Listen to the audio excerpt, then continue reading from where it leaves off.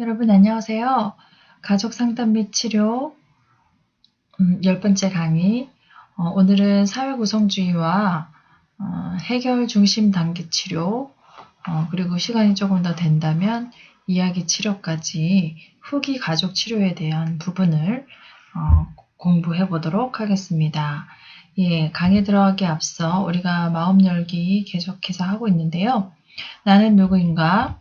에 대한 대답을 여러분이 스스로에게 하신다면 여러분의 삶에 많은 도움이 되시겠죠. 예, 나를 안다는 것, 나의 성격, 감정, 흥미와 욕구, 강점, 가치관, 꿈과 비전, 어린 시절. 예, 여러분이 이런 것들을 다 한번 해보셨는데요. 오늘은 여러분의 이제 흥미와 욕구를 통해서 여러분의 꿈과 비전, 예, 이것을 한번 짚어보도록 하겠습니다. 여러분, 관점을 바꾸면 행복해지죠? 예, 나의 부정적인 자화상, 나의 부정적인 감정, 나의 약점과 단점이 여러분의 관점을 바꾸면 행복해지는데요.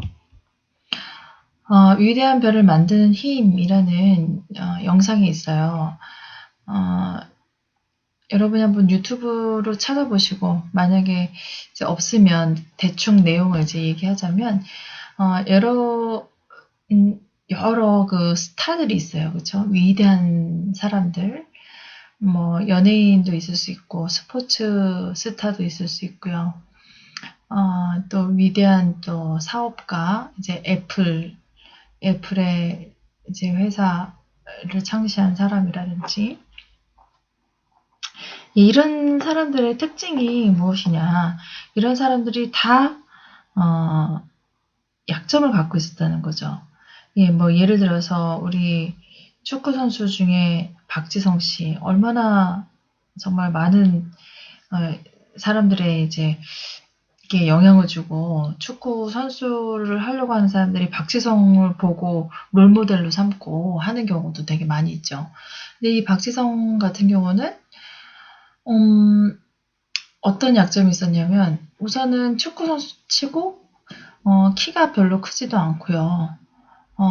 그런 단점이 있음에도 불구하고, 정말, 세계적인 그런 축구 선수가 됐죠. 그 뒤에는, 히딩크라는 그런 감독이, 이, 그를 받쳐주는, 그의 단점이 장점이 될 수 있게끔, 해주는 그런 또 역할도 있었죠. 그래서, 이런, 큰 일들을 한 그런 사람들을 보면 자신의 단점을 장점으로 승화시키는 그런 일들이 많았다는 것이죠. 예, 마찬가지로 여러분도 여러분의 스타, 별을 한번 찾아보시기 바랍니다. 나에게 있는 성향은 보는 시각에 따라서 얼마든지 다르게 보일 수 있다는 것이죠. 여러분이 단점이라고만 생각했던 부분도 한편으로는 어마어마하게 놀라운 나의 장점일 수 있다는 것이죠. 예, 여러분 저번 시간에 한번 장점을 써보라고 했을 때, 예, 장점이 여러분이 장점 쓰는 것이 어려웠다 하는 그런 분들이 많이 있으셨어요. 예. 그거는 그만큼 자기가 갖고 있는 그런 장점보다는 단점을 더 많이 봤을 수도 있을 것 같아요. 그런데 이 단점이라고 생각했던 부분도 다르게 생각해보고 관점을 달리 생각해보면 정말 어마어마하게 놀라운 나의 장점이 될 수 있다는 것이죠. 내가 갖고 있는 무궁무진한 장점들을 한번 찾아봅시다. 예, 여러분이 단점이라고 생각했던 것들이 여기 보면 좌측편에 나와 있어요. 뭐, 나는 소심해. 나는 소심한 A형이야. 나는 신경질적이야. 나는 너무 엉뚱해. 난 눈물이 너무 많아. 산만해. 고집이 세. 덜렁거려. 까다로워. 변덕쟁이야. 난 잘난 척을 해. 이런 것들이 단점이라고 할 수 있지만, 예, 이런 것들이 사실 우측에 보면 이러한 장점으로 바뀔 수 있다는 것이죠. 예를 들어서 뭐 엉뚱해요. 나는 엉뚱해. 예, 이런 거는 어떠한 장점이라고 할 수 있을까요? 엉뚱하다는 건 좀 호기심이 많잖아요. 그쵸? 예, 호기심이 많고, 어떻게 보면 또 되게 창의적이다. 이렇게 얘기할 수 있겠죠. 엉뚱한 것을. 예, 눈물이 많다. 눈물이 많은 것은, 부정적으로 생각하면 우울하고 뭐 이렇게 얘기할 수 있겠지만 눈물이 많다는 것은 감성이 풍부하다. 예, 이렇게 얘기할 수 있겠죠. 뭐 산만하다. 우리 뭐 ADHD 뭐 이런 것도 얘기하는데 너무 산만해. 우리 애는 너무 산만해. 예, 산만하다고 얘기하는 것보다는 밝고 명랑하다. 그쵸? 밝고 명랑하다. 아니면 뭐 에너지가 풍부하다. 이런 식으로 얘기할 수 있겠죠. 그쵸? 고집이 센 것도 어떻게 보면 소신이 있는 거죠. 예, 이렇게 여러분이 단점이라고 생각하는 것들을 한번 관점을 바꿔서 생각해 보면 그것들이 정말 큰 장점이 될 수 있고 여러분에게 또 행복감을 가져다 줄 수 있습니다. 여기 화상을 입은 사람이 있네요. 예, 이 사람은 나이가 30살이에요. 이 나이 때 되면은 뭔가 인생에서 막 시작하는 그런 나이인데 새로운 도전, 뮤지컬 배우라는 새로운 도전을 했어요. 그래서 많은 사람들이 걱정을 하게 됐는데 이 4개의 손가락 절단하고 보조개 없이 말하는 것들이 불가능한 성대 때문에 다들 반대를 하고 있는 거죠. 1년에 전신 화상을 입었는데 사무실에서 폭발 사고가 있었어요. 전신 화상을 입었는데 화상이 엄청나게 아프대요. 그래서 생사를 넘나드는 수술만 30분 넘게 하고 고비를 너무 많이 넘긴 거죠. 그리고 이 화상 치료가 그렇게 아프답니다. 그렇게 고통 때문에 졸도 하고 그렇지만 생사를 넘나드는 병원 생활을 끝난 다음에 제일 먼저 대학의 작은 방을 얻었대요. 왜냐면 어린 시절의 꿈인 연극 때문이에요. 죽음의 고비를 넘으면서 자신의 꿈을 다시 한번 생각해보고 1년에 200번은 연극도 보고 관련 책도 보고 꿈을 포기하지 않을 것이죠. 의사는 성대를 제가 권유하고 있는데 뮤지컬 배우는 꿈을 접어야 하나 고민도 크지만 죽음의 문 앞까지 갔다 오면서 느낀 게 있다고 합니다. 스스로의 한계에 부딪혀 주저하지 않고 꿈을 향해 노력하면 운명은 변하지 않는다는 것을 말입니다. 목소리를 잃기 전에 저에 대해 이야기하고 싶습니다. 삶의 끝에서 저를 붙잡고 끌어준 그런 사람들에 대해서 그런 이야기에 대해서 말하고 싶다는 것이에요. 예, 오늘 여러분이 공부할 그런 사회구성주의 그리고 이야기치료 이런 것들과 연관이 되어 있는 그런 이야기들이었습니다. 예, 이 마음 열기 또한 마찬가지예요.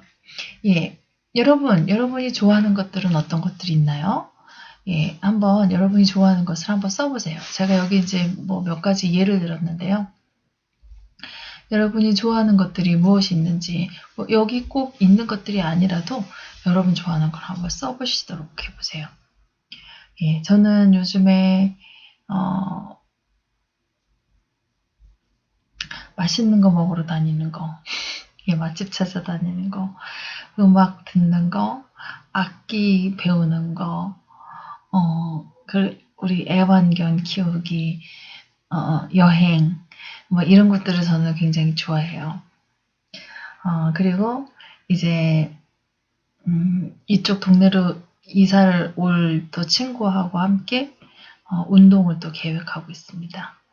예, 좋아하는 것들 한번 여러분이 적어보세요. 그리고 여러분이 여기 나오는 것처럼 한번 여러분의 손을 A4용지에 이렇게 한번 손 모양대로 이렇게 그리셔서 그 손가락에다가 여러분이 잘하는 것 이런 것들을 한번 써보시기 바랍니다. 좋아하는 것, 잘하는 것 예, 이런 것들을 한번 적어보시기 바래요.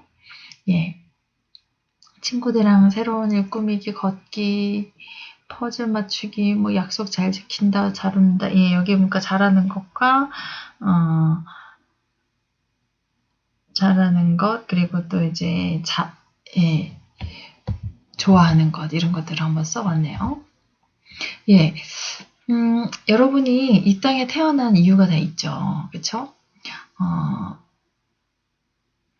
그것을 바로 우리는 이제 소명이라고 하는데 여러분은 여러분이 이 세상에 태어난 소명에 대해서 잘 알고 계시나요?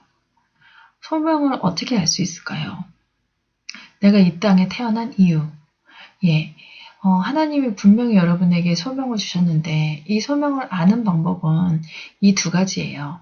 내가 좋아하는 것과 내가 잘하는 것이 무엇인지 여러분이 확실히 안다면 나의 소명을 알게 되고 나의 소명을 알게 되면 또 하나님이 나에게 주신 꿈과 비전을 향해서 갈 수가 있겠죠.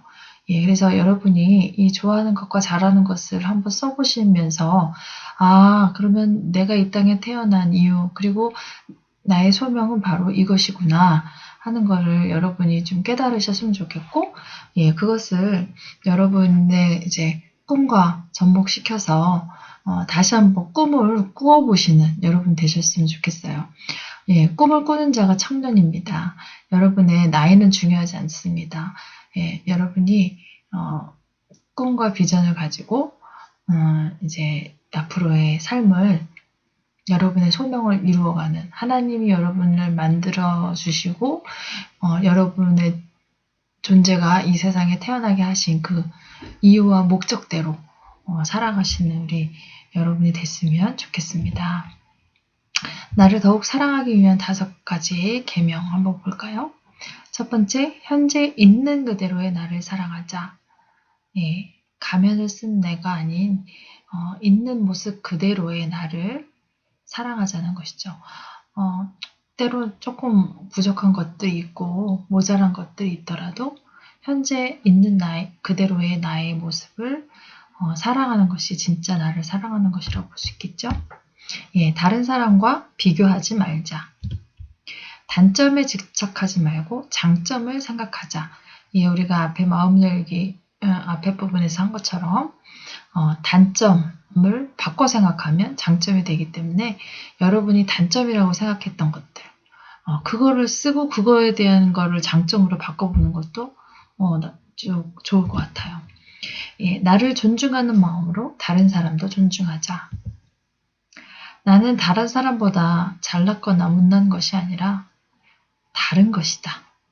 예, 이것을 기억하시면서 나 자신을 더욱 사랑하는 여러분 됐으면 좋겠습니다. 여러분 이 노래 아시죠? 이 노래에 당신의 여러분의 이름을 넣어서 한번 불러볼까요? 예, 시작. 송이는 사랑받기 위해 태어난 사람. 지금도 그 사랑 받고 있지요. 송이는 사랑받기 위해 태어난 사람. 지금도 그 사랑 받고 있지요. 예, 여러분은 사랑받기 위해 태어난 존재이십니다. 예, 저희가 후기 가족 치료를 들어가면서 정말 중요한 것이 사회 구성주의, 예, 구성주의와 사회 구성주의죠. 그 사조를 통해서 생겨난 것이 예, 여러분 지금 이제 곧 공부하실 해결 중심 단계 치료와 이야기 치료인데요.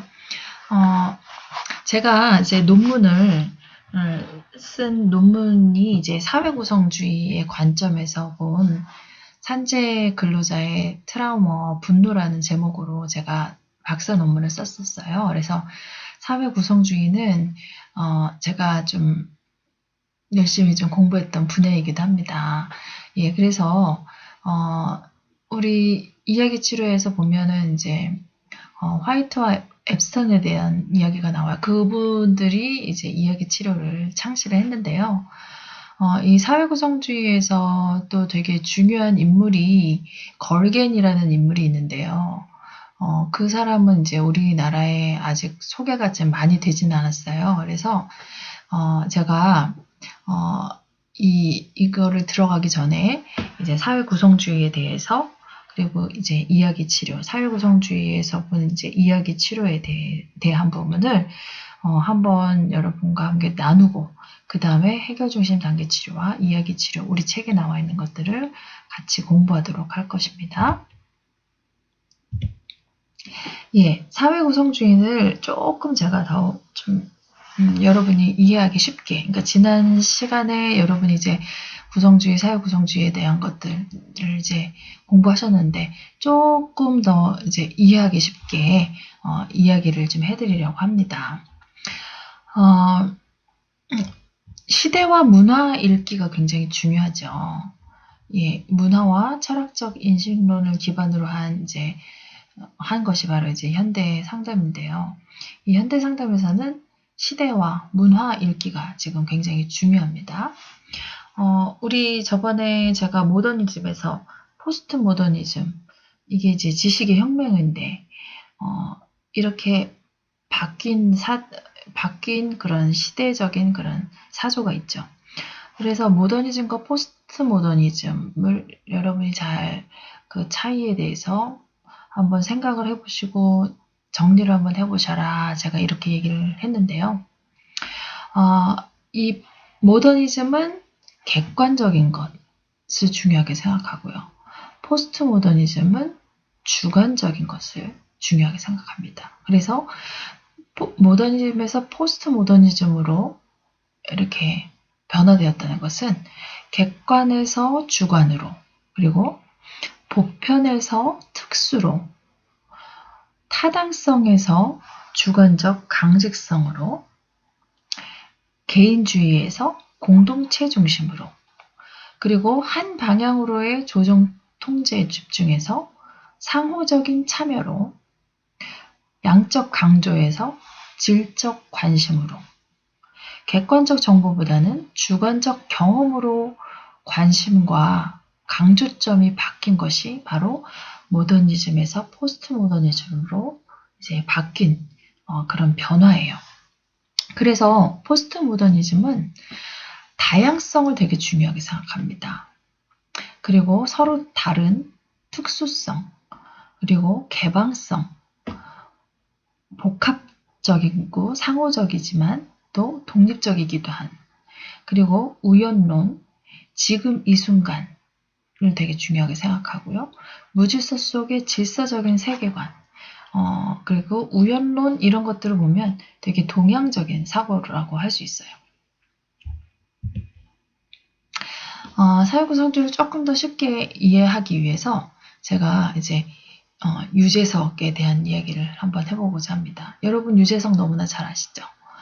유재석에 대한 아주 그 대표적인 우리나라의 MC인데 대표적인 표현을 하자면 유재석은 굉장히 편안하다.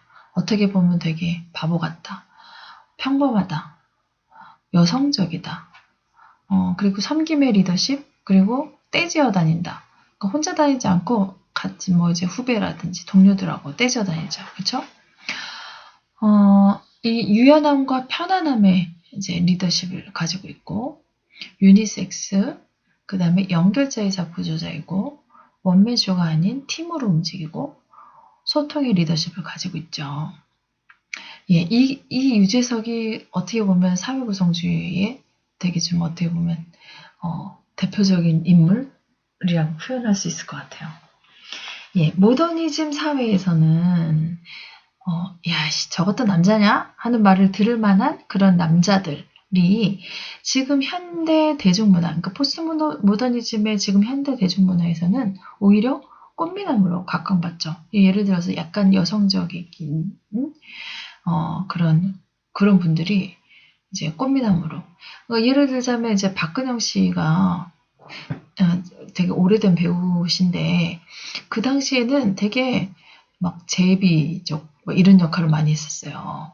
그러니까 그때만 해도 이제 모더니즘 사회라고 할 수 있는데 그런 뭐 제비족 역할을 했는데 그러니까 꽃미남으로 보이는 사람들이. 그런데 오히려 지금 현대에 있어서는 여러분 조인성 실제로 보면 몸의 비율이 정말 기형적이에요. 얼굴은 정말 조그맣고 몸은 키는 크고 어떻게 보면 이제 뭐 남성적으로 보이는 것보다는 되게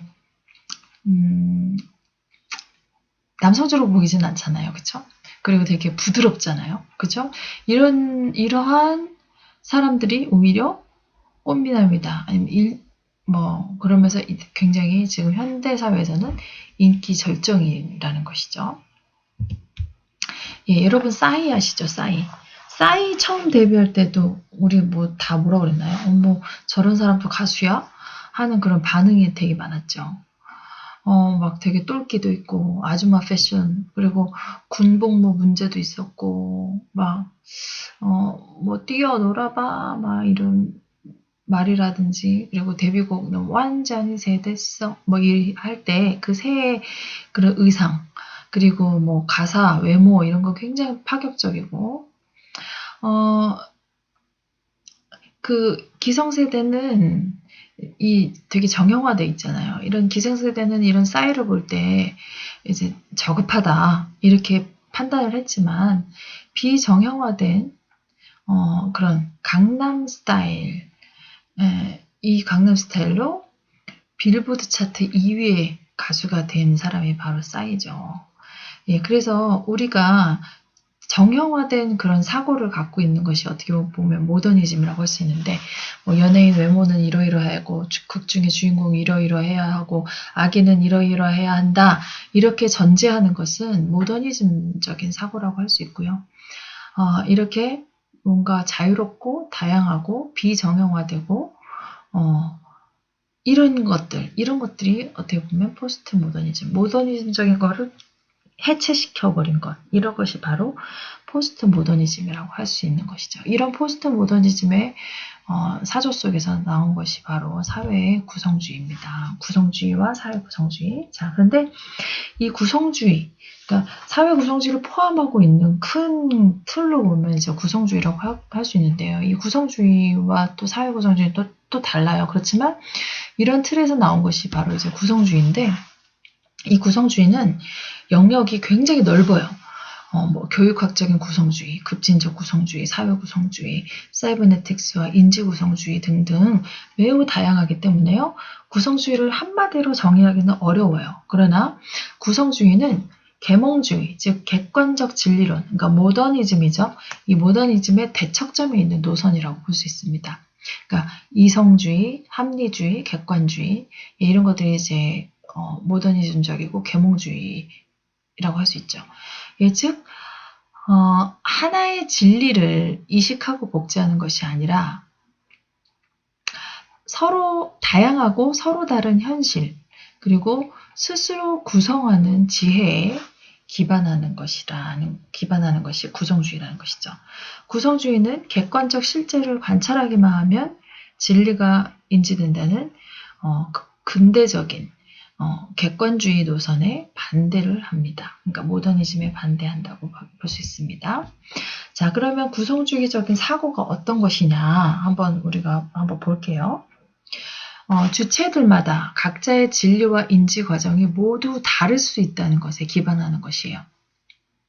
미술 선생님이 이제 학생들에게 화분을 그리라고 한다면 좌석의 배치와 인식, 정서 상태 등에 따라서 각기 다른 화분 이미지가 등장하는 것이 바로 구성주의예요. 자, 구성주의와 객관주의, 계몽주의의 차이점은 바로 뭐냐면 이 그림과 같이 A라는 화분이 있어요. 근데 이 A라는 화분을 각각의 그 좌석이 다 다르죠. A, B, C, D, E, F 어떤가요? 다 다르죠. 예, 다 다르게 앉아있는 좌석 배치에 따라서 그리고 각자가 보는 방향이 다 다르죠. 인식하는 거. 그리고 또 각자의 현재 그 here and now의 이 정서 상태가 다 다를 것이에요. 그래서 그거에 따라서 그림이 다 다르게 나와요. 그래서 A라는 화분이 B로도 나타나고 C로도 나타나고 D, E, F 이렇게 다 다른 화분 이미지가 등장하는 것이 바로 구성주의인 거고요. 옆에 A라는 화분이 A1, A2, A3, A4, A5 이렇게 나타나는 거. 그러니까 똑같이 그것을 그대로 그리는 것. 예, 이것이 바로 이제 계몽주의라는 거죠. 이 계몽주의, 객관주의는 다양성보다는 하나의 뭐 진리, 객관적인 진리 이런 것들을 되게 중요하게 생각하기 때문에 이 똑같은 화분을 거의 이제 그리는 것이 거의 같은 거. 예, 이것이 바로 이제 객관주의, 계몽주의라고 할 수 있는 것이에요. 사회 구성주의 형성의 지적인 계보를 보면 먼저 이제 데카르트 객관주의, 예, 칸트의 그 객관주의에서 이제 비코의 구성주의, 비코는 이제 교육학에서 또 나오는데요. 예, 이제 구성주의로 이렇게 가게 되는데요. 이 구성주의에서 보면 이제 급진적 구성주의와 사회적 구성주의가 있어요.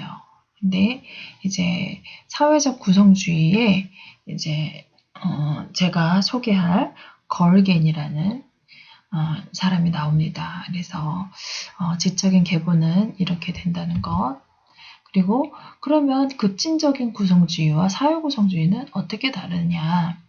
먼저 지식에 있어서 마음의 산물로 인식 주체자에 따라서 상이하게 구성되어진다. 그러니까 다양하게 다르게 구성되어진다는 것에서는 같아요. 그리고 마음 의미에 대해서 상징의 구성자, 외부 대상의 해석자로 보고 인식 주체와 관련돼서 구성된다고 보는 것도 같아요. 또 지식의 목표는 인간 각자의 맥락, 환경에 적합한 의미를 구성한다 하는 면에서까지는 같으나 핵심 관심이 급진적 구성주의는 개인의 인지적 구성 과정에 관심이 있고요. 사회 구성주의는 사회 문화적 구성 과정, 사회 문화적 동화 이것에 핵심 관심이 있습니다. 예, 그래서 이런 급진적 구성주의와 사회 구성주의의 학습이나 상담을 본다면 개인의 그런 주관적 경험의 근거에서 의미를 구성하는 게 급진적 구성주의라고 보면 사회적 상호작용을 통한 의미 구성은 사회 구성주의라고 할 수 있어요.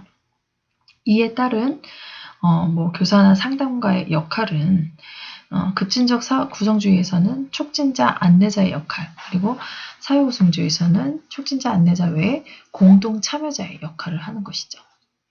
예, 그래서 여러분이 이제 치료자의 역할, 후기 가족 치료에서의 치료자의 역할에 대해서 여러분이 잘 알고 계셔야 되는데, 이전의 모더니즘, 그러니까 초기 가족 치료에서의 그 치료자와 후기 가족 치료에서의 치료자는 굉장히 많이 입장이 달라요.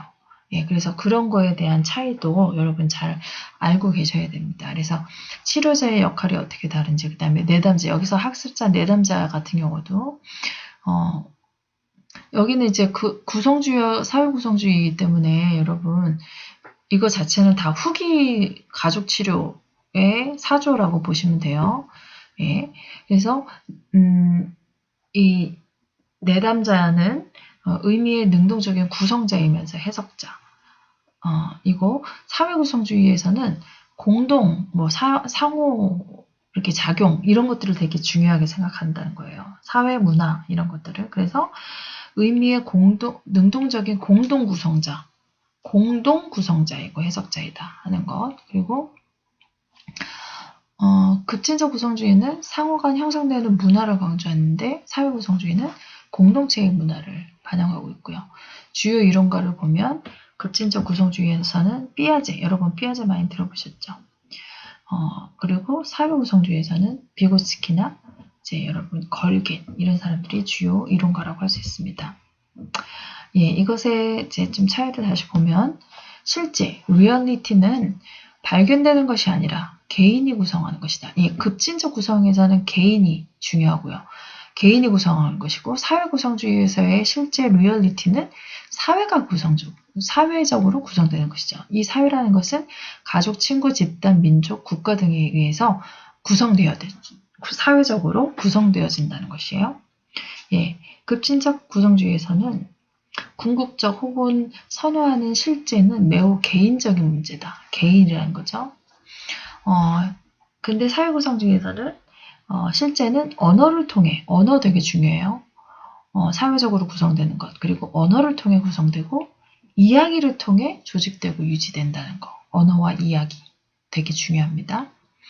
예, 그리고 급진적 구성주의는 사람이나 현상에 관한 진실을 객관적으로 관찰할 수도 없고 객관적인 사실로도 알 수 없다. 다만 우리가 그것을 구성한다는 것만 알 수 있을 뿐이다. 진리는 내가 구성하는 것이다. 예, 이렇지만 사회구성주의에서 실제 진리는 언어라는 사회적 상호작용을 통해 내가 구성하는 것이다. 언어라는 사회적 상호작용을 통해 그리고 셀프, 자기에 대한 경험은 타인과의 지속적인 상호작용에서 이루어진다 하는 것이 이제 차이라고 볼 수 있습니다. 그래서 사회구성주의의 전제는 첫째, 실제는 사회적으로 구성된다는 것이에요. 즉, 여러분이 이제 알고 있는 모든 사회적 신념, 법칙, 관습, 의식주 습관, 심리적인 구성물 이런 것들은 다 사람들이 삶을 살아가면서 사회적 상호작용을 통해 함께 구성해서 생긴 것이다 라는 것이죠. 예, 두 번째, 실제는 언어를 통해 구성된다. 즉 실제를 바라보는 관점, 세상이나 신념 세계는 객관적으로 존재하는 것이 아니라 객관적으로 존재한다는 것은 모더니즘이죠. 그렇죠?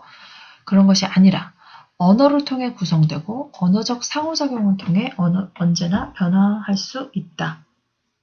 셋째, 실제는 무엇을 통해? 이야기를 통해 조직되고 유지된다. 실제가 언어를 통해 구성된다면 그것은 우리가 일상적으로 말하는 이야기에서 생겨나고 구성되고 소멸된다. 즉, 이야기는 실제에 대한 지식을 조직하고 유지하고 순환하는 데 핵심적인 역할을 한다. 넷째, 본질 또는 진실이란 존재하지 않는다. 예, 이게 바로 포스트 모더니즘적 사고죠. 본질, 진실이라는 것은 존재하지 않는다. 누구에게나 정확하게 존재하는 실제란 존재하지 않으며 우리가 할 수 있는 것은 경험을 해석하는 것일 뿐 언제나 다양한 해석이 가능하고 그 어떤 해석도 진정으로 옳고 그르다 이렇게 결정할 수 없다는 것이에요. 이 사회구성주의는 실제의 주관적인 구성주의보다 사회적 해석이나 언어, 가족, 문화의 내적, 주관적 측면을 강조하고 있어요. 사회구성주의는 그 누구도 객관적 실제를 알 수 없다는 시각에 동의하고, 그러니까 포스트 모더니즘 시각이죠. 예, 실제에 대한 지식을 구성하는 과정에서 상호작용의 영향력에 초점을 두고 있습니다. 우리가 관찰한 것을 구성하는 것은 우리가 타인과 공유하는 언어체계, 관계, 문화에서 비롯되고 우리의 태도, 신념, 기억, 정서적 반응은 관계의 경험에서 비롯된다는 것입니다. 신념이나 가치, 관습, 법률, 노동 이런 것들은 다 우리의 사회적 실제를 구성하는 이런 모든 것들은 문화의 구성원들이 세대를 통해 그리고 일상적인 삶을 통해서 상호작용함으로써 구성되는 것이다. 사회는 구성원이 세상을 해석하게 하는 그런 렌즈를 제공한다고 볼 수 있습니다. 그래서 우리가 당연히 여기는 실제는 어떻게 보면 태어나면서부터 우리가 속해 있는 사회에 의해서 구성된 것이다. 이렇게 보는 것이 바로 사회 구성주의입니다. 예, 그러면은 걸게인이라는 사람이 사회 구성주의에서 굉장히 중요한 사람인데 이 케네스 걸겐이 이 사회 구성주의에 대해서 어떻게 이야기했는지 한번 보도록 할게요. 이 걸겐의 이제 사회 구성주의는 인간을 어떤 존재로 봤냐면 relational being, 관계적 존재로 보고 있어요. 그리고 내담자의 역사로서의 이야기, 내러티브와 자기, 셀프 이야기, 자기 이야기의 새로운 구성을 통해서 관계 회복으로서의 치유를 말하고 있습니다. 우리는 보통 나 또는 자기, 셀프를 정의할 때 내 자신의 내면 의식 세계에 머물러 있는 그런 개인적인 생각, 그래서 그냥 나를 그린 그림, 예, 이것을 말하죠. 다시 말하면 우리는 각자 자기들의 내면 세계를 가지고 있어요. 그러나 걸게는 셀프를 내적인 현실에 간주하지 않고 스스로 이미 존재하는 자아가 아닌 사회적으로 구성되는 자기라는 그런 논리를 전개했어요. 예, relational being, 예, 관계적 존재, 자아라고 이렇게 얘기했는데요. 관계형 자아, 그러니까 being이라는 존재로 얘기했는데 관계형 자아, self와 어떻게 보면 좀 반대되는 것으로 사용했어요. 왜냐면 self라는 용어는 자아에 관한 오래되고 가치 있는 전통적인 글쓰기에서 많이 쓰였죠. 자아의 어떻게 보면 자아의 변천, 그러니까 심리학의 변천은 어떻게 보면 자아의 변천이라고 할 수 있어요. 근데 이 자아, self라는 용어는 개인주의적인 전통에 강한 흔적이 있다는 것이죠. 그것은 제한적인, 그러니까 한정된 개체, 즉 다른 개체와 상호작용하는 개체를 다시 이제 제한하는 것이죠. 더 나아가서 자아라는 자아는 이제 명사고 정적이고 지속적인 실체여야 하는데 being이라는 존재라는 용어는 분사, 명사, 동명사도 다 되죠. 분사도 되고 동명사도 되고 명사도 되고. 그래서 애매하게 제한된 개체의 이미지를 파괴한다고 볼 수 있어요. 걸개는 존재하는 동안 인간은 움직이고 과거를 이끌면서 현재를 지나 미래에 다다르는 그런 존재라고, 그런 관계적 존재라고 주장하고 있어요. 걸겐이 말하는 관계성은 서로 다른 분리된 개별의 그런 자아 사이의 관계를 의미하는 게 아니에요. 그러니까 분리된 개별의 자아를 얘기하는 게 아니고 오히려 자아의 개념에 선행하는 관계적 조정, 그러니까 관계가 되게 중요해요. 관계적 조정 과정을 의미하는데요. 사실상 모든 이해할 수 있는 행동이 관계성의 진행 과정에서 태어나고 유지되고 사라지는 것이죠. 이러한 관점에서 볼 때 고립된 자아 또는 온전히 개인적인 그런 경험은 없다는 것이죠. 오히려 인간은 공동 구성의 세계에 존재하는 것이에요. 인간은 이미 관계성으로부터 등장하고 있고 관계성에서 빠져나올 수가 없죠. 인간의 가장 사적인 순간조차도 인간은 절대로 혼자가 아니라는 것이에요. 더 나아가 걸개는 지구의 미래 복지는 개인이나 집단이 아닌 관계의 생존 과정을 얼마나 키우고 보호할 수 있느냐에 달려있다 이렇게 주장하고 있습니다. 그래서 걸견이 추구하는 것은 관계적 문맥 안에서 관계적 과정을 통한 관계 회복을 위한 치유라고 할 수 있어요. 걸개는 관계 회복으로서의 치료를 말할 때 치료적 과정의 큰 범위에서 치료는 어떻게 보면 치료가 아니다 이렇게 말하고 있어요. 여러분 이게 무슨 말이냐 이러고 계실 수도 있겠네요. 그렇죠? 즉 그 자체로는 치료의 과정이 없다는 것이에요. 치료는 좋든 나쁘든 관계의 그 매트릭스 안에서 온다는 것이에요. 이 관계 회복의 과정에서 상담자와 내담자의 관계가 매우 중요합니다. 상담자는 내담자가 의미를 부여하지 않는 한 아무것도 의미를 부여하지 않고요. 내담자는 그들의 해석 습관에 의해서 극적으로 변화하고 동시에 내담자의 단어와 행동이 상담사의 반응을 통해 의미를 부여하거나 부여하지 않는다는 것이죠. 상담자와 내담자는 조율된 작업을 같이 하는 거예요. 그러니까 공동 작업을 하는 것이라는 거예요. 그리고 내담자 상담자는요. 연습을 통해서 관계적 존재의 의미를 연장하고 확대하는 것이에요. 관계는 다른 관계로 벗어나 혼자 고려될 수가 없죠. 문제는 개인적인 것이 아니라 그래서 우리가 보통 치료실에 오는 사람들은 상담실에 오는 사람들은 문제를 가지고 오죠. 그런데 그 가지고 온 문제는 그 사람 개인의 것이 아니라는 것이에요. 사회적으로 의미를 얻는 문맥 안에서 그 기원을 찾는 것이죠. 그래서 치료는 내담자와 그 내담자가 갖고 있는 그 관계의 바다를 위해서 현재와 과거 둘 다에서 보이는 관계. 그래서 치료자와 그 내담자 사이를 그 관계를 회복하는 것. 그거를 연습하는 것이에요. 치료자와 내담자가. 그러나 궁극적으로 확대된 관계의 바다. 그러니까 치료자와 그 상담자와 그 내담자가 연습을 하는 거예요. 관계 연습을. 그래서 그것이 나아가서 내담자의 다른 관계로 확대되는 거죠. 그래서 이러한 관계적 문맥에서 인간의 변화는 존재, 빙으로 다가온다는 것이에요.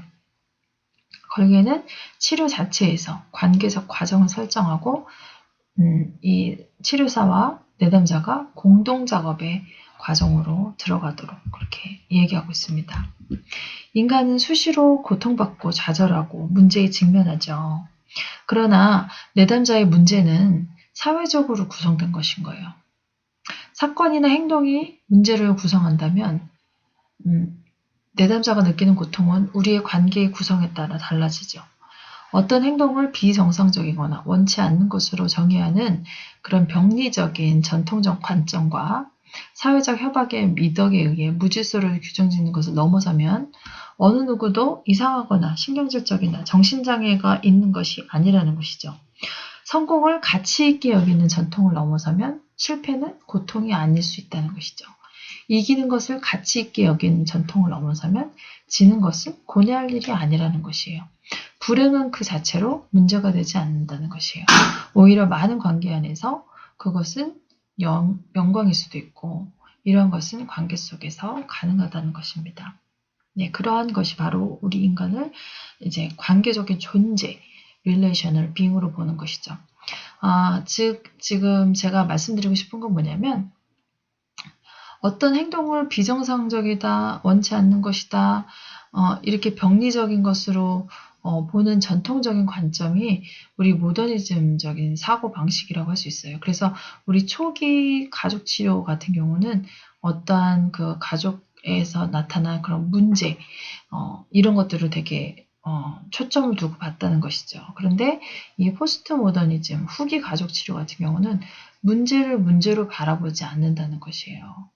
그리고 가치 있게 여기는 전통, 그러니까 성공을 가치 있게 여기는 것, 이런 거를 넘어서면 실패한다는 것은 고통이 아닐 수 있어요. 지는 것, 이것도 우리가 실패하고 지고 이런 것 때문에 막 좌절하고 그래서 우리가 상담실로 오는데 그런 것들은 한번 관점을 바꿔보면 실패도 고통이 아닐 수 있고 지는 것도 고뇌할 일이 아니고 불행도 그 자체로 문제가 되지 않는다는 것이죠. 그래서 이 그림은 어떻게 보면 빙의 존재, 사회적 관계 이런 것들을 보여준다고 볼 수 있는데요. 장애인과 무용수의 춤. 이 무용수 자체만, 그러니까 장애인 자체만을 보면 이렇게 아무것도 할 수 없고 어떻게 보면 우리가 이제 장애인에 대한 아무것도 할 수 없다는 그런 편견을 가지고 있죠. 선입견 이런 것들을 갖고 있죠. 그런데 공동 활동의 과정, 이 공동체라는 것을 통해서 개인적인 무능력을 불식시킬 수 있다는 것이에요. 그래서 이 사진은 잠재력과 약점, 그러니까 장애인이라는 그런 약점은 이러한 관계를 통해서 존재가 된다는 것을 보여주는 것이죠. 빙, 존재, 되어짐의 과정 이런 것을 보여준다는 것이죠. 그리고 걸개는 이야기를 중요하게 생각했는데요. 걸개뿐이 아니라 사회구성주의에서는 정말 이야기, 언어와 이야기는 굉장히 중요합니다. 사람들에 의해 서술되는 세계를 해석하는 사회과학자들은 해석적인 방법을 지향하고 주제라는 비유를 사용한 이야기야말로 사람들이 만들어낸 경험을 조직하고 이해하기 위한 그런 지배적인 틀을 제공한다고 봤어요. 따라서 이야기는 자신의 경험을 위한 기본 틀을 제공하는 그런 의미의 단위라고 할 수 있습니다. 경험은 이러한 이야기를 통해서 해석이 되죠. 이때 우리는 자신의 이야기 속 출연자로 등장하기도 하고 다른 사람의 이야기 속 출연자가 되기도 하면서 인생을 살아가죠. 이야기는 어떤 경험이 자신의 경험과 어떤 관계가 있으며 그것이 어떤 의미를 가지고 있는가를 결정하죠. 이야기는 경험을 어떻게 표현하는지도 결정하고요. 또한 이야기는 삶의 방식이나 인간관계에 지대한 영향을 주고 방향을 결정하기도 합니다. 사회구성주의 상담자들에게 이야기라는 개념은 매우 중요해요. 즉 후기 가족치료, 상담자들에게도 이야기라는 개념은 매우 중요합니다. 이야기는 우리가 스스로 이해할 수 있도록 하는 그런 주요 수단이기 때문이에요. 이야기를 통해서 우리는 우리의 삶에서 우리가 어디에 있는지 또 우리가 어디로 가고 있는지 이해하게 됩니다. 타인과의 외적 상호작용과 내적 정신적 과정에서 환경과의 만남을 언어화하거나 이야기화하는 것을 담화라고 부르는 경우가 많은데요. 이것은 우리 주변 세상과의 관계 속에서 발생하고 우리 자신의 내적 생각과 이미지들을 형성한다는 것을 말해줘요. 이 담화는 참여자의 세계관을 형성하는 이야기가 되고 그들이 현실에 대해 가지는 주요 내용이 됩니다. 사회구성주의에서 이야기는 자아와 개인적 정체성이 어떻게 형성되는지에 대한 대안적인 방법을 제공하고 이러한 과정은 단독적으로 일어나는 것이 아니라 세상과 타인의 관계 속에서 일어난다는 것을 내포하고 있어요. 우리의 개인적인 이야기들은 고립된 상태로 발전되어 가는 것이 아니라 다른 이야기들 속에 끼어들어가는 것이죠. 이야기의 많은 부분이 상호작용하는 다른 사람들의 이야기를 적절히 활용하는 것을 통해 계속 발전해 나가는 것이에요. 이야기 치료에서 여러분 외제화 되게 중요해요.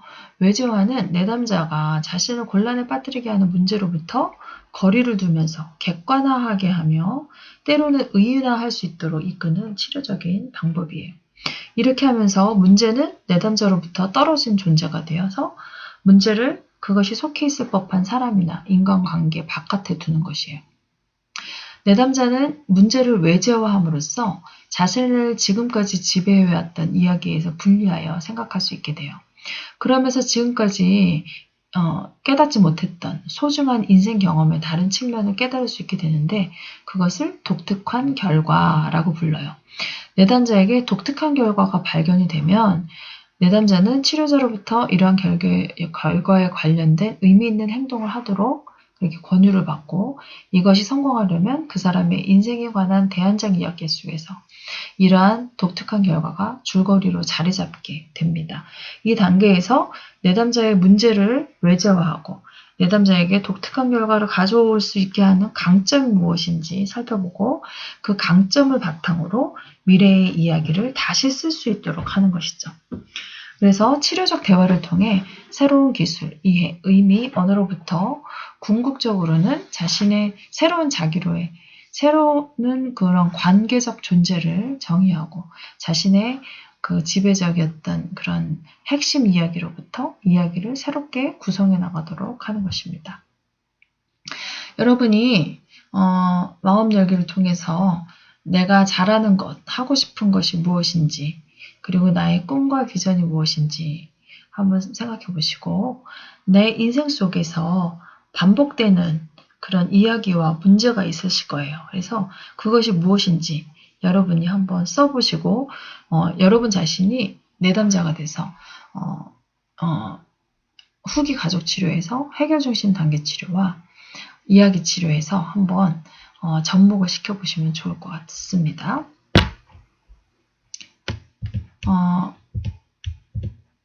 해결 중심 단계 치료 이번 강의에서는 해결 중심 단계 치료 우리 책에 있는 것 이것까지 보면 거의 끝날 것 같네요. 그래서 우선 이걸 보도록 할게요. 해결 중심 단계 치료의 발달 배경은요. 드세이저와 버그에 의해서 1980년대에 발전되기 시작했어요. MRI의 영향으로 문제 삼지 않는다는 것은 건드리지 않는다. 효과가 없다면 하지 않고 대신 다른 것을 한다. 효과가 있는 것을 알면 그것을 더 많이 한다. 이러한 영향을 받았고 에릭슨의 영향을 받아서 내담자의 장점 및 자원을 활용하고 심리적 장애의 원인을 찾아내거나 교정하려 하진 않는다는 것이죠. 또 후기 사회 구성주의의 영향을 받아서 언어와 소크라테스 질문법을 사용합니다. 드세이저, 버그, 립칙, 오한런 등 대표적인 인물들이 있고요. 한국에서는 2011년 해결중심 치료학회를 설립했는데요. 2011년이면 여러분 얼마 안 됐죠. 지금이 이제 2020년도니까 어떻게 보면은 이 지금 후기 가족 치료 모델인 이제 해결 중심 단계 치료나 이야기 치료는 최근의 어떤 흐름이라고 볼 수 있어요. 해결 중심 단계 치료의 기초가 되는 가정과 전제, 가치가 무엇인지 한번 보도록 하겠습니다. 어찌되었든 이것은 해결 중심 단계 치료이기 때문에요. 상담이 단기로 진행이 되고 문제의 원인을 파악하기보다는 해결책에 초점을 둔 그런 치료라고 할 수 있어요. 기초가 되는 그런 가정과 전제 가치를 한번 먼저 보면요. 첫째, 긍정적인 측면에 초점을 둡니다. 문제가 되는 상황에 초점을 맞추기보다는 긍정적인 면에 초점을 맞추는 것이 훨씬 효과적이고 바람직한 방향으로 변화를 이끈다는 것이고요. 또 이것은 내담자와 치료자 사이의 관계 형성에도 도움을 줘요. 둘째, 예외 상황. 제가 위에서 말한 것 중에서는 예외 상황이라는 건 어떻게 보면 독특한 결과예요. 이것이 바로 해결의 실마리를 보여줘요. 모든 문제에는 문제시되지 않았거나 문제가 적었던 그런 예외 상황이라는 것이 있어요. 그래서 이 예외 상황을 발견해서 더 자주 그런 상황이 일어나게끔 격려하는 것은 자신의 문제를 스스로 조정할 자신감과 해결책을 갖게 하죠. 셋째, 변하지 않고 그대로 머무르는 것은 아무것도 없다는 것이에요. 변화는 항상 일어나고 있기 때문에 변화를 긍정적인 방향으로 설정해야 되겠죠. 넷째, 작은 변화는 일어나기 쉬우며 생성적이다. 그래서 작은 변화는 큰 변화로 이끈다. 그래서 작은 것부터 실천하는 것이죠. 다섯째, 협동 작업은 있게 마련이다. 내담자는 항상 협조하고 있다. 협동 작업이 되게 중요하게 생각합니다. 여섯째, 사람들은 자신의 문제를 해결하기 위해 필요한 자원을 가지고 있다. 자원, 강점 자원이죠.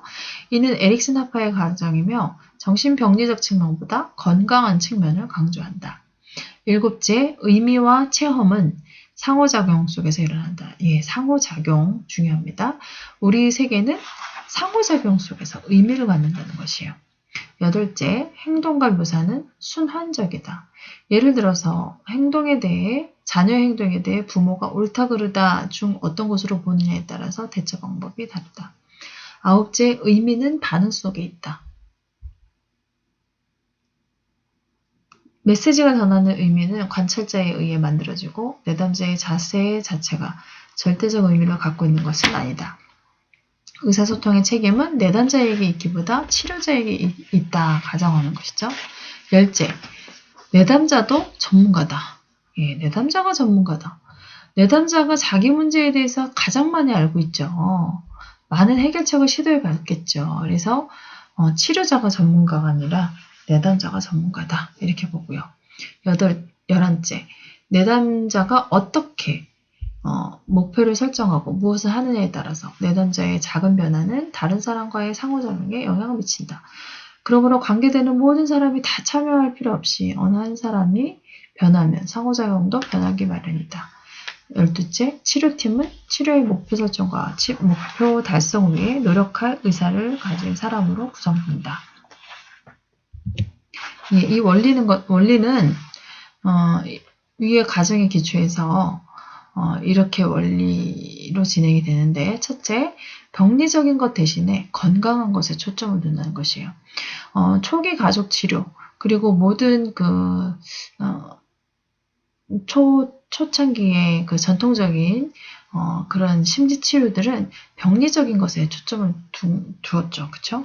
그러나 포스트 모더니즘 이후에 이 변화는 병리적인 것보다는 건강한 것에 초점을 둔다는 것이에요. 두 번째, 내담자의 강점과 자원은 물론 증상까지도 발견하여 치료에 활용한다.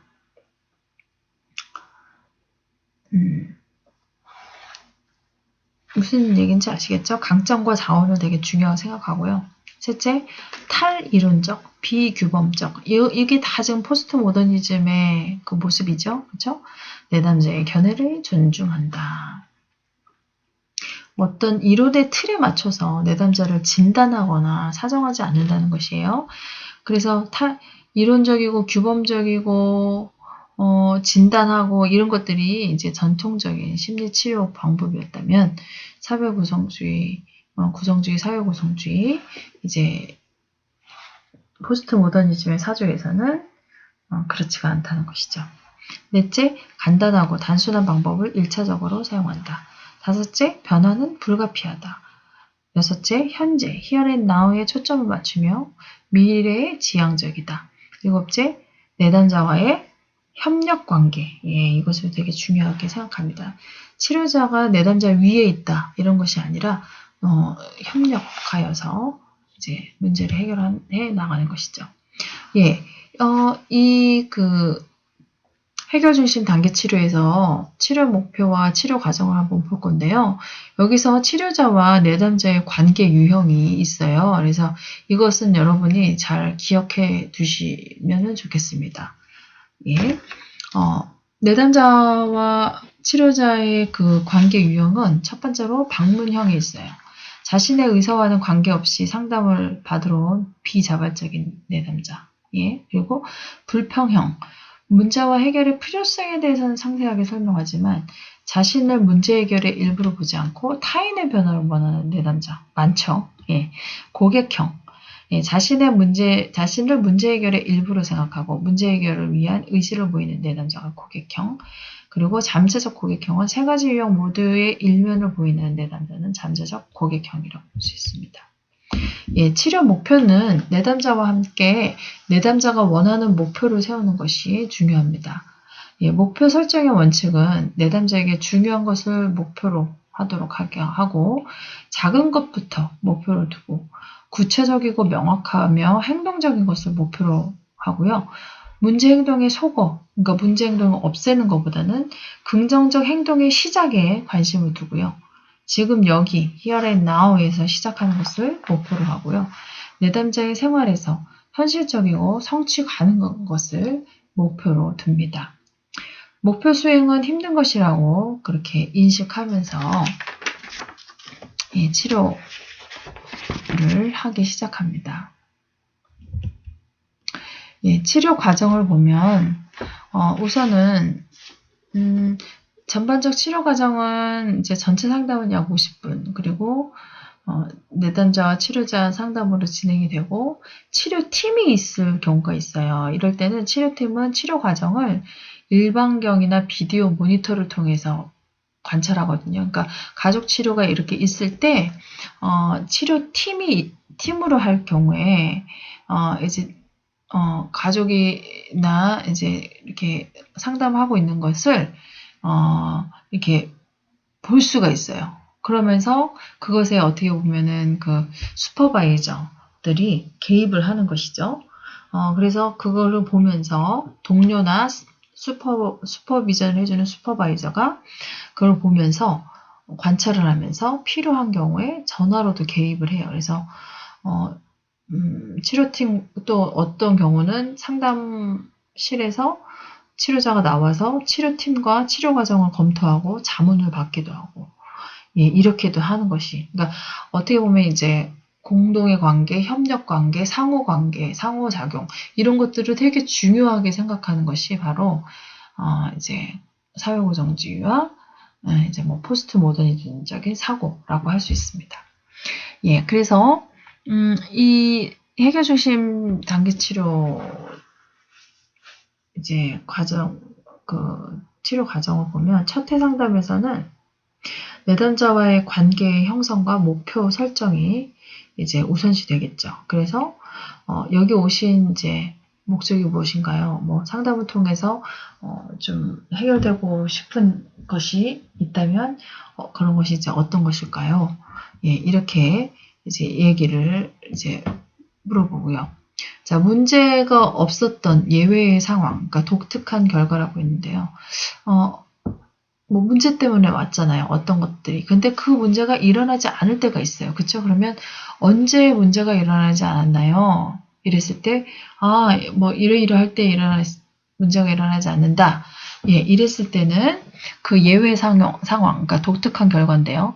예외 상황이 의도적인 건지 우연적인 건지를 확인을 해보는 거예요. 그래서 의도적으로 내가 그렇게 독특한 결과, 의외의 상황을 만들었으면 같은 것을 계속 할 수 있도록 과제를 주는 거예요. 예외적인 상황이 계속 일어날 수 있는 행동을 더 많이 하도록. 그리고 우연의 상황에서 예외의 상황, 즉 독특한 결과가 나타났다. 이랬을 때는 어떻게 그게 발견됐는지, 예외적 상황이 언제 어떻게 전개되었는지 관찰하고 다음 상담 때 예외가 얼마나 있을 것인지 예상을 하는 것. 그리고 예외 상황이 이제 뭐 없었다 이랬을 때는 기적 질문이나 가상적인 틀을 주는 거예요.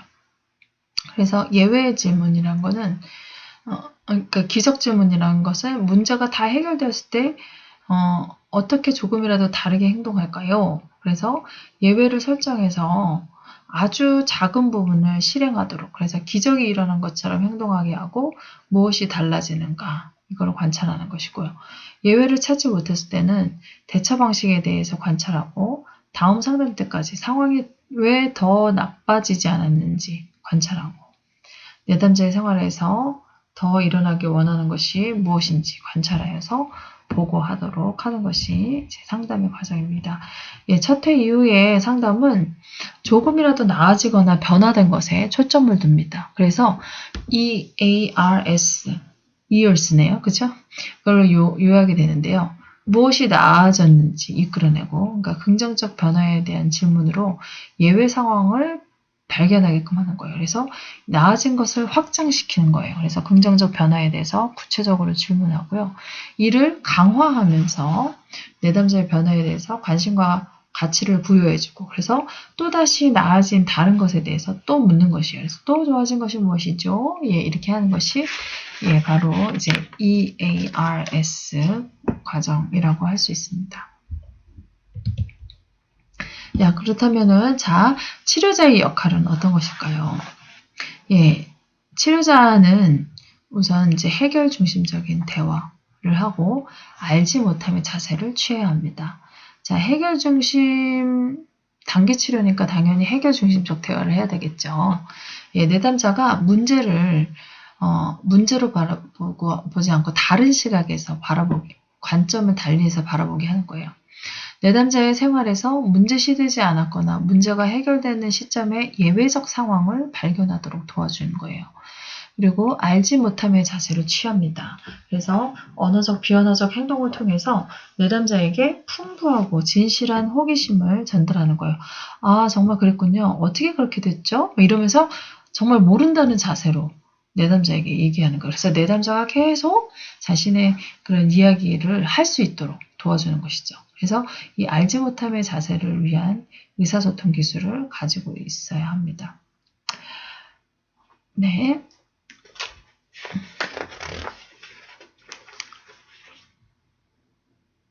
알지 못함의 자세를 위한 의사소통 기술은요. 첫째로는 치료자는 비언어적인 행동인 표정, 태도, 자세 등을 통해서 내담자의 말에 귀 기울이고 있음을 알리고요. 주의 깊게 경청하면서 내담자를 존중하는 태도를 취해야 되고요. 두 번째, 내담자가 사용하는 핵심 용어를 반복하는 거예요. 그런 경청과 탐색은 내담자의 중거틀을 알 수 있게끔 해주고요. 내담자에 대한 존중을 표현하는 것이죠. 그리고 침묵의 시간을 활용할 수 있어야 됩니다. 침묵은 내담자뿐 아니라 초보 치료자들을 되게 불편하게 만드는데요. 내담자의 침묵의 의미는 되게 다양해요. 자신의 생각을 정리하는 중일 수도 있고, 또 자신이 설명한 상황에 대해서 혼란스럽거나 화가 났을 수도 있고, 또 치료 과정에서 잠깐 휴식을 취하는 것일 수도 있어요. 그래서 치료자는 내담자의 침묵의 의미를 이해하고 존중하는 것도 중요합니다. 또 내담자의 비언어적인 행동에 대해서 주목을 해야 돼요. 내담자도 치료자와 마찬가지로 비언어적인 의사소통하기 때문에 다양한 행동, 예를 들어서 미소 짓는다든지 눈동자 굴리기, 허공 쳐다보기, 의자에 축 늘어져 앉아있는 거, 한숨 쉬는 거, 침묵 이런 여러 가지 행동의 변화에 주의를 기울여야 되고요. 또 다섯째, 치료자의 자기 개방이라는 것은 치료자의 개인적 관찰, 경험, 견해, 생각을 내담자와 함께 이야기하는 것이에요. 해결 중심 접근에서는 가능한 한 내담자의 준 것들과 과거 경험을 알아보는 것이 필요하기 때문에 내담자에게 치료자 자신의 경험을 이야기하는 것은 뭐 그닥 권장하지는 않지만 내담자가 상담을 어떻게 경험하고 있는지를 이해하고 삶에 대한 내담자의 지각을 명료화하는 데 도움을 주고자 치료자의 견해를 말하는 것은 중요합니다. 그리고 결과보다는 과정을 중요하게 생각하고 주목하고 있어요. 상담에서 치료자가 내담자를 이해한다는 것은 대화의 내용과 과정을 모두 이해하는 것을 말하는 것이죠. 7째, 칭찬은 진술된 목적을 달성하기 위해 내담자의 강점과 과거의 성공을 중심으로 치료자가 내담자에게 보내는 찬사와 지지를 얘기합니다. 8번째, 내담자의 지각에 대해 확인합니다. 지각이란 한 개인이 생각하고 느끼는 능력과 직관을 통해서 자신과 삶의 여러 양상에 대해 종합적으로 갖고 있는 인식인데요. 개인의 사고, 감정, 행동, 경험을 포함하고 있어요. 9번째, 내담자의 초점을 돌립니다. 내담자가 자신의 상황이나 다른 사람이 갖고 있는 불평을 이 상황에서 무엇이 달라지길 원하는지, 그리고 자신은 그 해결책에 얼마나 참여할 것인지에 대한 답으로 바꿔야 되는 것이죠. 또 해결 중심적 대화를 확대합니다. 해결 중심적 대화란 치료자와 내담자가 자신의 생활에서 달라지길 원하는 것, 그리고 그러한 일이 일어나게 할 가능성에 역점을 두는 것이죠. 또 해결 중심 접근은 저항에 대한 개념이 도움이 되지 않는다고 그렇게 보고 있어요. 예, 또한 협력적인 태도를 내담자와 치료자 사이에서도 가져야 되죠.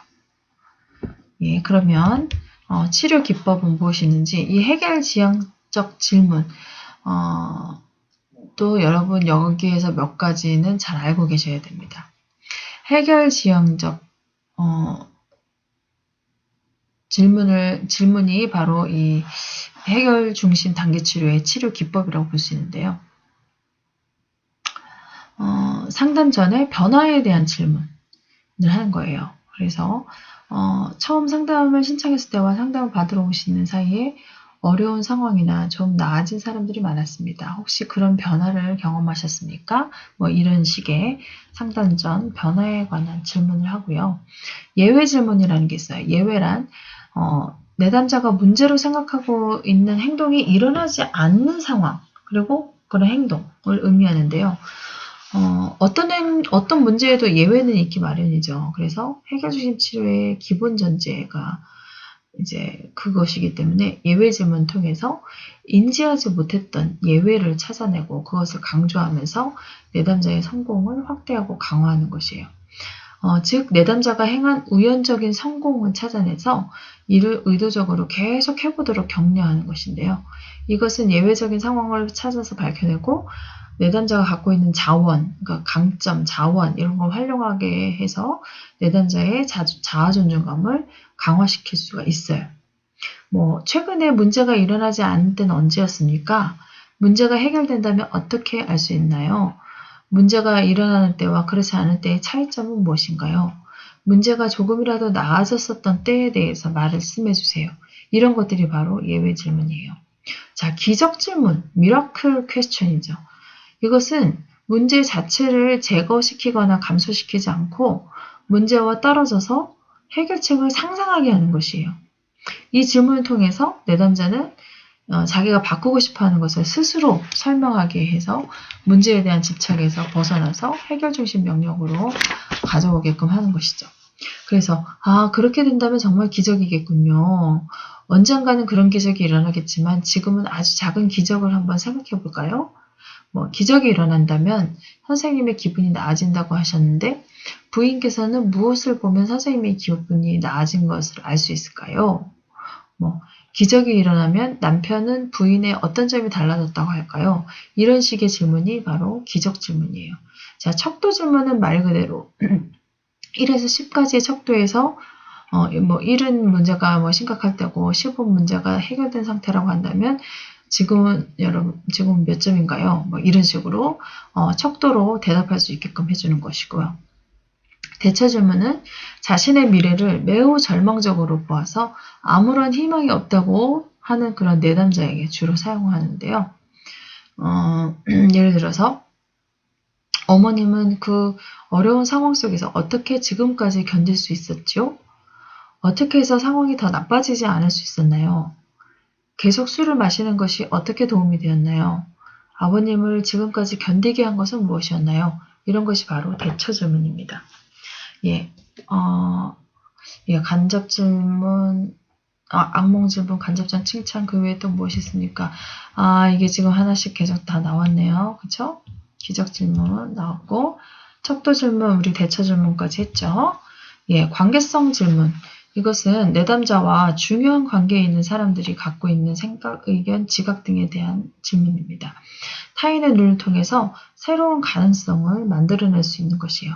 그래서 관계성 질문의 예를 들면 선생님의 부인이 지금 이 자리에 계시다고 가정하고 제가 그분에게 선생님의 문제가 해결되면 무엇이 달라지겠냐고 묻는다면 그분이 뭐라고 대답할까요? 지금 이 자리에 남편이 있다면 남편은 결혼 생활을 지속하고 싶은 정도를 몇 점이라고 할까요? 예, 이런 식으로 자신에게 의미 있는 그런 존재, 중요한 관계에 있는 사람을 이제 얘기하는 것이죠. 선생님 지금 제게 말씀하신 고민을 하늘나라에 계신 친정 아버님이 들으신다면 그분은 뭐라고 말씀하실까요? 예, 이런 것들이 바로 관계성 질문입니다. 예, 악몽 질문은요. 더 나쁜 일이 일어나야만 내담자가 무언가를 시도하거나 문제에서 벗어날 수 있을 것으로 판단될 때 사용하는 질문 기법이에요. 오늘 밤에 잠자리에 들었다고 가정해 봅시다. 한밤중에 악몽을 꿨어요. 오늘 여기에 가져온 모든 문제가 갑자기 더 나빠진 거예요. 이게 바로 악몽이겠죠. 그런데 이 악몽이 정말로 온 거예요. 내일 아침에 무엇을 보면 악몽 같은 인생을 살고 있다는 것을 알겠습니까? 예. 이런 식으로 질문하는 것이 악몽 질문입니다. 예, 간접적인 칭찬은 내담자의 긍정적인 측면을 암시하는 질문, 그리고 내담자가 자신의 강점이나 자원을 스스로 발견하도록 해서 직접적 칭찬보다는 어떻게 보면 더 바람직한 것이라고 할 수 있어요. 예, 그래서 이거는 어떻게 그렇게 하실 수 있었어요? 하는 것들이죠. 그래서 어머니는 자녀 모두를 특별하게 대하는 것이 중요하다는 것을 어떻게 아셨어요? 그렇게 하는 게 부인에게 좋다는 것을 어떻게 알게 되셨어요? 예, 이런 것들이죠. 예, 그 외에 또 무엇이 있습니까? 질문은 예외를 발견하고 장점, 자원, 성공적 경험 등 긍정적인 측면을 더 이끌어내는 질문이에요. 그래서 뭐가 더 있을까요? 또 다른 좋은 생각이 뭘까요? 어떻게 해서 그렇게 하도록 마음먹게 됐나요? 이런 것들입니다. 예, 그래서 치료 기법에서 이제 치료적 피드백, 메시지가 있는데 치료자가 상담 내용을 정리하면서 칭찬과 과제를 준비해서 메시지를 전달해 주는 거예요. 그래서 칭찬, 연결문, 과제로 구성되어 있는데요. 치료자와 내담자의 관계 유형, 방문형, 불평형, 고객형이 있다고 얘기했죠. 이거 중요합니다. 예, 그래서 그거에 따른 과제와 메시지를 주는 거예요. 근데 이 방문형은 스스로 온 게 아니잖아요. 그쵸? 그럴 때는 과제로 주면 안 돼요. 그래서 칭찬해주고 재방문을 격려해주고요. 불평형의 그 고객은 뭔가 문제는 인식하고 있잖아요. 그래서 첫 상담 과제, 뭐가 원하시는, 내담자가 원하시는 행동, 사건 이런 것들이 일어나면 잘 관찰하셨다가 다음 상담 시간에 알려주세요. 그래서 예외 행동, 그러니까 독특한 결과, 예, 이런 것에 주시를 하는 것이죠. 예, 고객형은 실행 과제를 주는 거예요. 실행 과제. 그래서 가정하여 행동하기, 예외 행동을 더 계속 많이 하는 것, 이런 것들을 과제로 주는 것이죠. 왜냐하면 더 적극성이 있기 때문에. 예, 그래서 뒤에 이제 사례가 나옵니다. 그래서 이 사례는 여러분이 한번 읽어보셨으면 좋겠어요. 그러니까 10대 소녀의 과도한 책임에 대해서 이제 나와 있는데요. 이런 것들을 해결 중심 단기 치료로 어떤 식으로 이제 치료에 적용을 하는지 여러분이 이런 것들을 한번 보시고 이런 것들을, 이런 질문을 통해서 치료하는 것이, 이게 바로 해결 중심 단계 치료구나 하는 것들을 여러분이 아시면 되겠습니다. 예, 그래서 연습 문제는 이제 다른 거는 없고요. 아까 제가 말씀한 것처럼, 이제 나의 잘하는 것 하고 싶은 것을 통한 여러분의 이제 꿈과 비전이 어떤 것들이 있고, 나의 인생에서 계속적으로 반복되어지는 그런 이야기와 문제가 어떤 것들이 있는지, 예, 이런 것들을 여러분이 한번 체크해 보시고요. 이 해결 중심 단기 치료에서는 이 질문들 있잖아요. 예, 이런 질문들, 예를 들자면 예외 질문, 기적 질문, 예, 이런 것들이 어떤 것들인지 여러분 꼭 아셔야 되고요. 그리고 이 치료자 내담자 관계 유형에 대해서 나오죠. 예, 이것을 여러분이 꼭 기억하고 계셔야 됩니다. 예, 여러분 수고하셨고요.